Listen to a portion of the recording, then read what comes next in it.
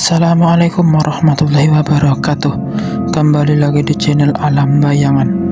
Kali ini Mimin akan menceritakan sebuah cerita horor, yakni rumah horor di Bogor. Tapi sebelum kita masuk ke ceritanya, bagi teman-teman yang baru datang dan baru bergabung, jangan lupa tekan tombol subscribe, like, share, serta tekan tombol lonceng notifikasinya agar tidak ketinggalan cerita horor terbaru dan menarik yang Mimin sampaikan setiap harinya. Baiklah, marilah kita simak cerita horor hari ini. Malam hari dan sendirian. Saat-saat seperti inilah ketika seluruh indera bekerja dengan maksimal. Malah terkadang indera keenam pun juga berjalan tanpa perintah, merasakan apa yang seharusnya tak dirasakan. Teriakan anak-anak kecil diiringi dengan suara tatabuhan bertalu-talu terdengar dari luar, ramai jadinya. Pada jam 2:30 dini hari, akhirnya aku bisa bernapas lega. Selesai semuanya, walaupun mungkin hanya untuk sementara. Setelah sudah cukup waktu untuk menenangkan diri, aku bangkit dari duduk dan melangkah keluar kamar. Tapi tetap saja langkahku masih agak tertahan. Keberanian masih terpacu melepas dari belenggu ketakutan yang 1 atau 2 jam yang lalu memenuhi pikiran dan perasaanku. Ruang tengah yang besar ini sepi dan kosong seperti seharusnya. Ruang tengah yang menyambung jadi satu dengan meja makan serta dapur kering. Seperti seharusnya. Memang sudah seharusnya sepi dan kosong, karena di dalam rumah besar ini hanya ada aku saja, tak ada orang lain lagi. 2 jam sebelumnya, aku mengalami peristiwa seram di sini. Peristiwa yang cukup membuat goyahku nyali.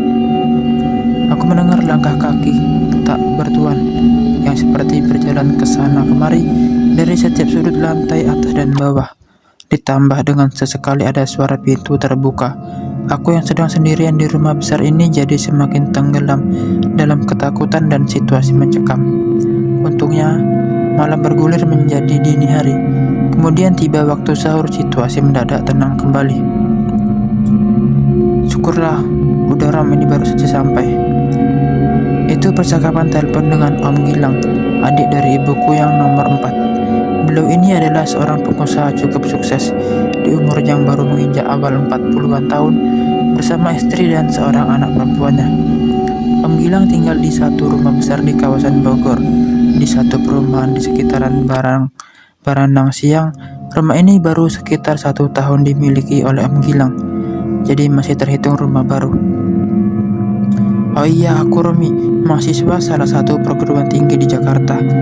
Akan menceritakan satu peristiwa yang aku alami baru beberapa tahun yang lalu.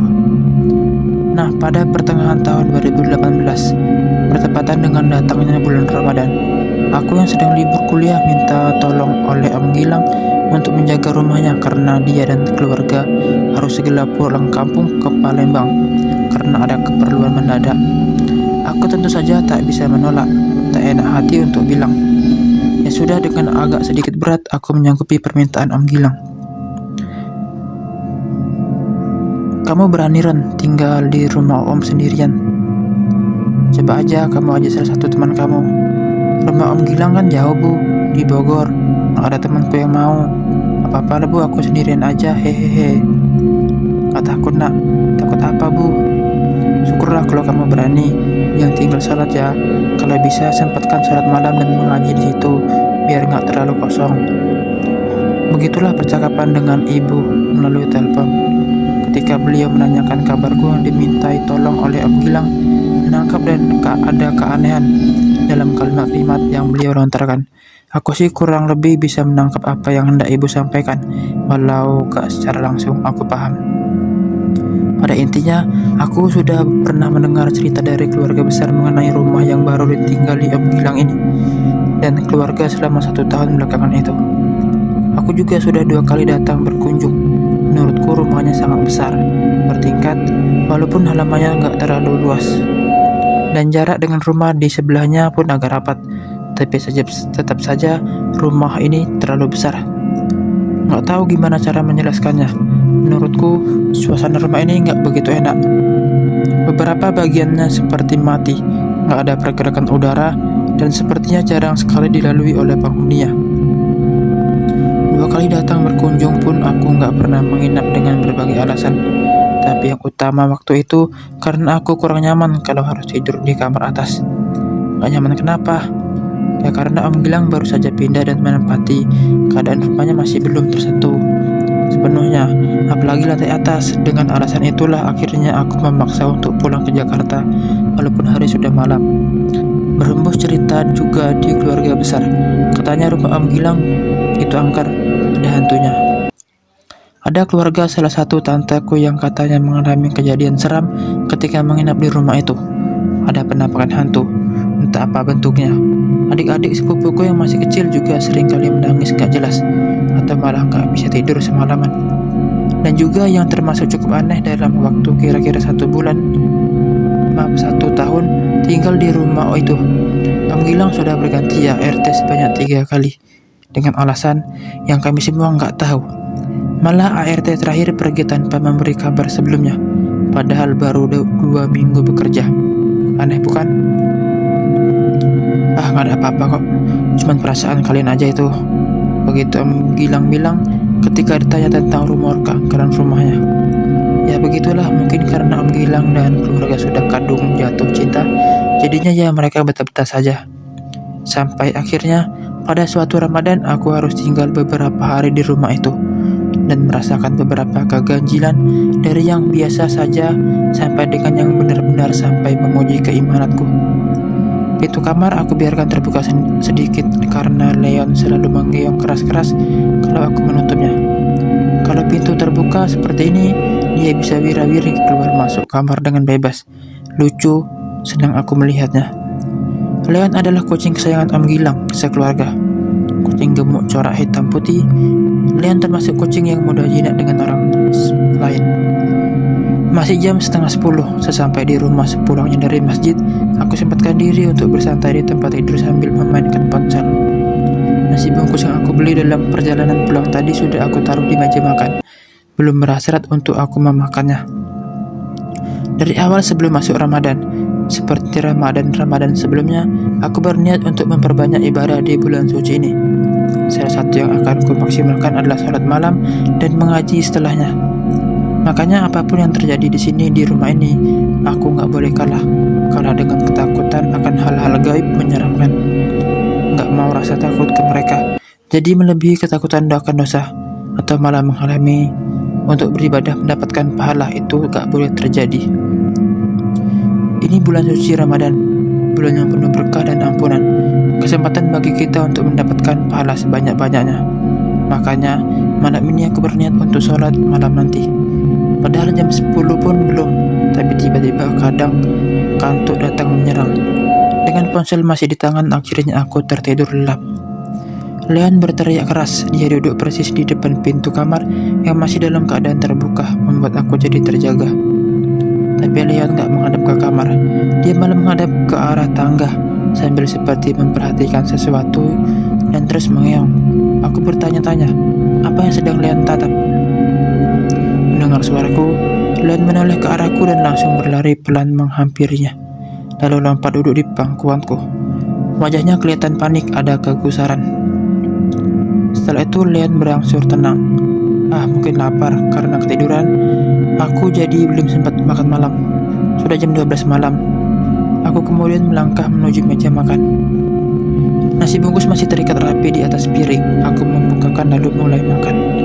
Leon masih setia menemani dengan terus berada di dekatku. Tapi masih ada yang aneh. Dia memperhatikan dengan seksama ke arah tangga, seperti ada yang sangat menarik perhatiannya. Kepalanya menoleh bolak-balik ke arahku dan ke tangga terus begitu. Aku terus lanjut menghabiskan makanan sambil memperhatikan tingkah aneh Leon. Aku tahu ada sesuatu yang membuat Leon seperti itu, sesuatu yang mungkin hanya dia yang bisa melihatnya. Tapi aku berusaha untuk mengabaikan, walau merinding sudah sekali timbul. Tentu saja rasa takut mulai dianggap di kepala. Tiba-tiba kedengaran bunyi itu lagi, lari dari lantai atas. Sama seperti kemarin, suaranya seperti langkah kaki yang sedang berjalan. Aku langsung buru-buru menyelesaikan makan lalu meninggalkan meja makan dan letaknya persis di depan tangga. Setelah itu, Aku menyalakan televisi, berharap pikiran bisa teralihkan menghilangkan kekhawatiran. Ketika aku sudah duduk di sofa ruang tengah depan TV, ternyata Lian masih di tempatnya, duduk dekat meja makan, menghadap dan memperhatikan tangga terus. Telinganya bergerak-gerak seperti sedang menangkap suara. Aku terlihat seperti gak takut, seperti pemberani, padahal gak seperti itu kenyataannya. Aku juga penakut, sangat penakut malah. Gak berani kalau harus benar-benar menghadapi atau melihat mereka. Tapi berusaha sebisa mungkin, ketakutan itu gak menggoyahkan iman, gak menghalangi beribadah. Aku sangat berusaha seperti itu. Walau sudah ada tanda-tanda keseraman, aku tetap teguh akan melaksanakan sholat malam ketika jam dinding sudah menunjukkan waktu di pukul 1. Ada getar dalam dada ketika harus melangkahkan kaki menuju kamar mandi di belakang untuk berwudu. Karena dalam perjalanan aku harus lewat depan tangga yang sepertinya semakin lama semakin menyeramkan. Lian masih di tempatnya, duduk di depan tangga memperhatikan jalur tangga yang berbelok ke kiri. Oh iya, sejak sore tadi, aku sengaja menyalakan lampu atas, jadinya terang benderang sampai ke tangga. Setelah selesai berwudu, aku lalu berjalan lagi menuju ruang tengah. Dalam perjalanan inilah yang sesuatu menarik perhatian. Ketika aku sudah berada persis di depan tangga, aku melihat Leon masih saja duduk di tempat semula, masih terus memperhatikan tangga. Melihat kelakuan Leon inilah akhirnya membuat penasaranku memuncak. Aku kemudian ikut menoleh dan memperhatikan ke arah tangga. Coba cari tahu apa yang sedang diperhatikan oleh kucing lucu ini. Aku melihat bayangan berbentuk orang yang sepertinya si empunya sedang berdiri di ujung tangga paling atas. Aku gak bisa melihatnya karena ya tadi itu tangga berbelok ke kiri. Siapa itu yang berdiri di sana? Perasaan khawatir itu terus benar-benar orang yang berniat jahat. Makanya aku memberanikan diri untuk memaksa kaki melangkah menaiki tangga. Beberapa detik kemudian tiba-tiba aku merinding. Angin-angin entah dari mana berhembus pelan menerpa wajah dan tubuh.